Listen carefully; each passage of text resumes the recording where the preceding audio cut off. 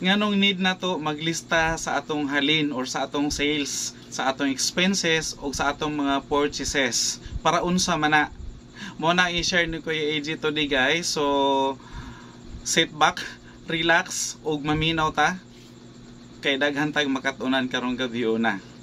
Maayong gabi sa tanan, maayong gabi sa atong mga kasari, maayong gabi sa mga ka-guys ni Kuya AJ. And tonight mayroong isi-share si Kuya AJ sa inyo guys, tulad ng intro ko. Bakit kailangan nating maglista ng ating mga sales, maglista ng ating mga expenses especially, at saka maglista ng ating mga purchases. Para saan? Para saan yan siya? Dahil baka nangyari sa atin or baka yan ang ginagawa natin na bilang lang tayo ng bilang ng sales natin at hindi natin alam kung saan papunta yung ating sales. Importante na maglista tayo ng ating mga sales every day.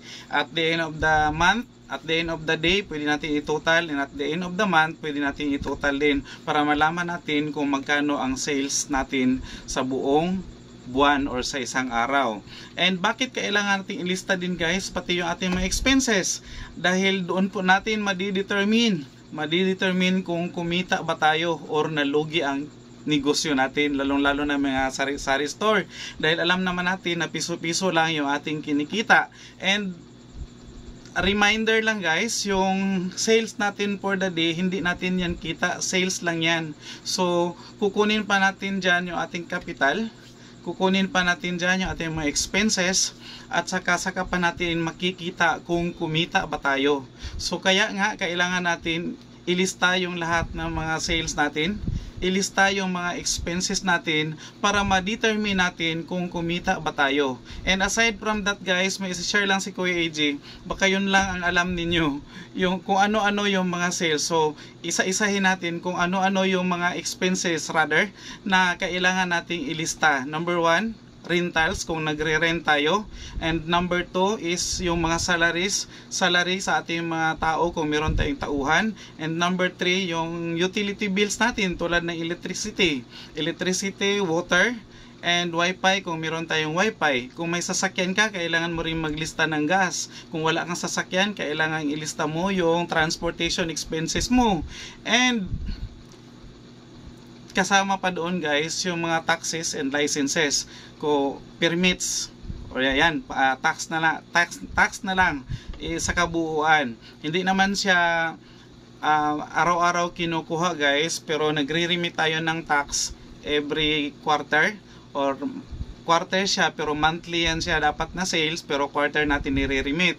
And pag at the end of the year, sa succeeding year, sa pag-start ng succeeding year, ang renewal na ating mga business permits. So yun ang tinatawag ni Kuya AJ na mga taxes. So kailangan mo pang i-separate yun para makita mo talaga guys na kumita yung negosyo or tindahan mo.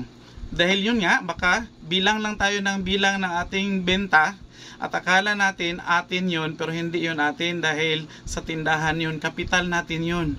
Magkano lang ba ang kikitain natin doon? So dyan mo ngayon madidetermine at the end of the month or at the end of the year, kung nakalista ka from January to December ng lahat ng mga expenses mo, lahat ng mga sales mo, dyan mo ngayon makikita or madidetermine kung kumita ba yung negosyo mo or palugi ka. Baka magtaka ka na lang pagdating ng isang araw is nag-close na yung business mo, at kung tanungin ka bakit nag-close ka, hindi mo alam.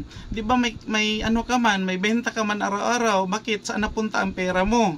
Hindi mo masabi kung saan napunta dahil wala kang listahan. So number 1 talaga na kailangan sa isang negosyo, kahit tindahan man yan or sari-sari store, kailangan mo talagang may lista sa lahat ng mga sales mo, sa lahat ng mga expenses mo, sa lahat ng mga purchases mo.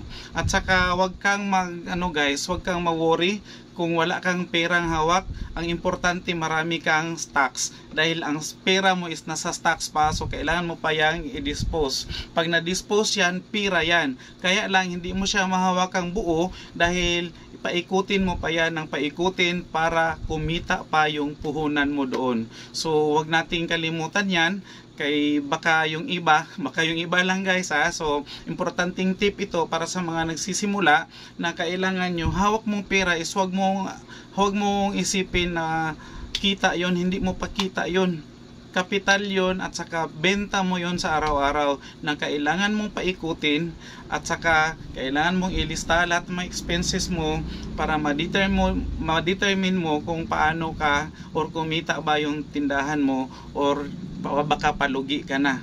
At saka additional dyan guys, additional sa mga expenses na yan is kung doon natin kinukuha yung ating food sa araw-araw. At saka yung mga allowances, kung may allowance, kung may estudyante ka, allowance ng estudyante mo, kung ilang estudyante meron ka, mga additional pa yan siya guys na kailangan mong isaalang-alang at saka i-consider, lalong-lalo na pag wala kang ibang source, tindahan lang. At saka importante talaga guys, bago ako magtapos, na kailangan meron kang other source of income. Hindi lang sa tindahan, hindi yung other source na kailangan mo maghanap na ibang paninda para ibenta sa tindahan mo.